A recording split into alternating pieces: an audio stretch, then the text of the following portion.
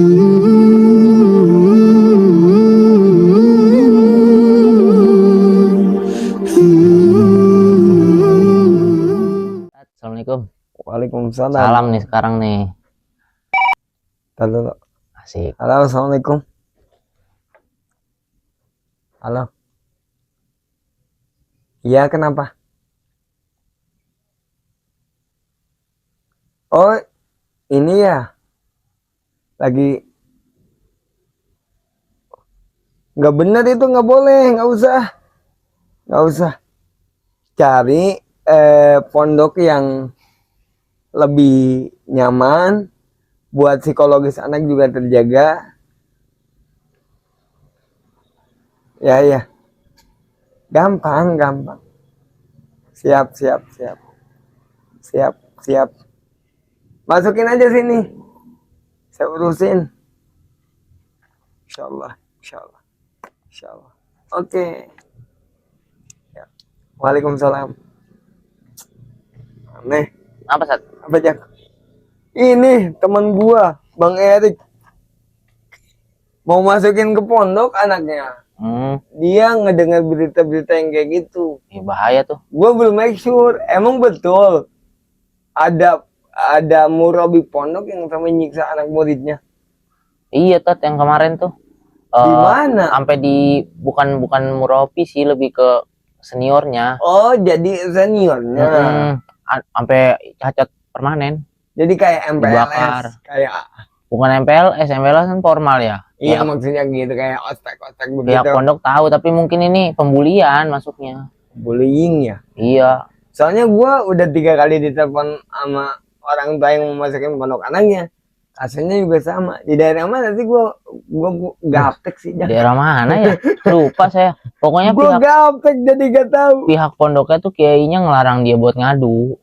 Jadi si anak ini nggak boleh ngadu. Jadi setelah semuanya udah cacat baru keluar begitu. Cacat itu abang bisa jalan. Wah, tangannya, badannya hancur, Rat. Innalillahi itu kan bener tuh. Iya. Salah satu kita dilarikan ke pondok tuh kita tuh punya sifat lutfi. Lutfi itu adalah berkasih sayang. Berarti salah ya orang tua yang masukin anaknya karena anaknya bandel ya? Salah. Malah nyebar racun gitu. Paradigma sekarang susah, Jak. Jadi anak zaman sekarang itu tidak diterima ke pondok, tidak diterima di sekolah anu, dilarikannya ke pondok. Harusnya pondoknya itu larikan ke desa. Kalau ke desa itu lebih, pondok-pondokan di desa kan yang kaji kitab-kitab kuning tuh banyak tuh, Jak. Ya, itu tuh nggak ada ospek, nggak ada ini. Paling penyakit yang biasa tertera anak pondok itu kurap, panu kayak begitu kan. Lu pernah nggak selama di pondok kurapan begitu, Jak? Pernah. Pernah dikit doang tapi nggak banyak. Iya, itu ciri khas anak pondok. Betul.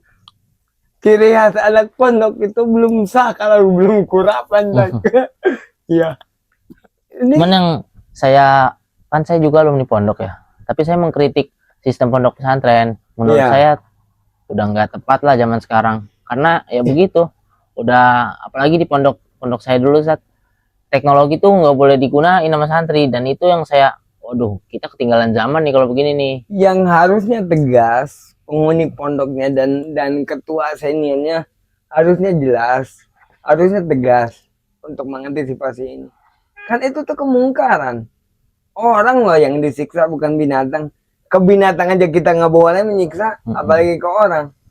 Mereka itu maunya menuntut ilmu, mengkaji ilmu dengan secara ikhlas, ingin meraih ridha Allah dan ingin mencari ilmu yang manfaat. Kita malah mencegah itu semua dengan paradigma mengkasari mereka. Itu merusak psikologis anak yang harusnya. Nah, ini gue yang perlu gue tahu nih, yang punya pondoknya tahu nggak? Tahu, dalam banyak kasus tuh tahu.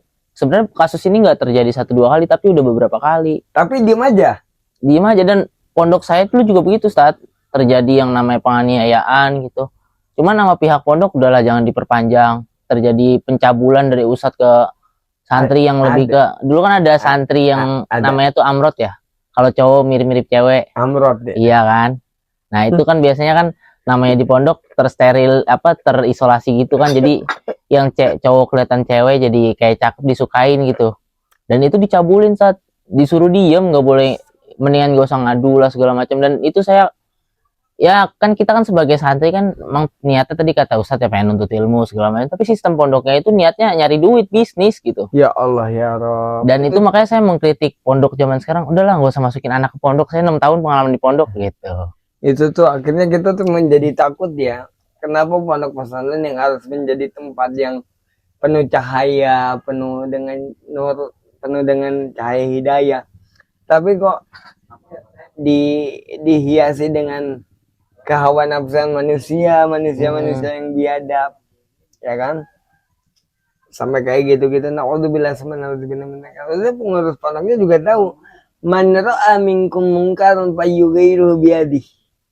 Apabila engkau melihat kemungkaran dengan di sekelilingmu, cegahlah dengan tanganmu. Fa illam yastati fa bilisani. Apabila engkau tidak bisa menggunakan tanganmu, dengan lisanmu. Fa illam yastati fa biqalbi. Apabila engkau tidak bisa mencegah dengan lisanmu, tangan kita nggak berani, lisan kita nggak berani, fa biqalbi. Wa dzalika adzabul iman. Tapi kenapa sekarang kemungkaran ini dibiarkan begitu aja, hingga pondok pesantren itu menjadi momok yang menakutkan. Jadi momok kan yang menakutkan. Padahal orang tuanya tuh punya harapan kalau anaknya dimasukin ke pondok untuk bisa belajar agama lebih luas lagi. Amil, jurumiyah, sholop, dan ilal itu dia bisa pendalami, tapi kok jadi kayak begini gitu ujungnya. Nah udah benar. Pokoknya gitu deh Jak, udah banyak pengaduan ke gua. Pokoknya sistematisnya harus dibenerin. Sistemnya ya. Harus dibenerin. Karena pondok itu adalah tempat belajar, bukan tempat untuk menyiksa orang. Parah ya. Parah banget. Naudzubillah subhanallahi. Al ilmu nurun, ilmu itu cahaya aja. Lam yuzdalil ma'asi, dan ilmu itu tidak akan diberikan kepada ahli-ahli maksiat. Apakah kita menyiksa orang itu termasuk maksiat kamar gua. Jadi mulai dari sekarang lebih cermatlah untuk bisa konotasinya memilih tempat belajar untuk masa depan anak kita. Karena anak adalah amanah yang diberikan oleh orang tua, yang diberikan oleh Allah untuk orang tuanya menjaga kehidupannya ke depannya. Begitu aja. Berarti ya, Ustaz.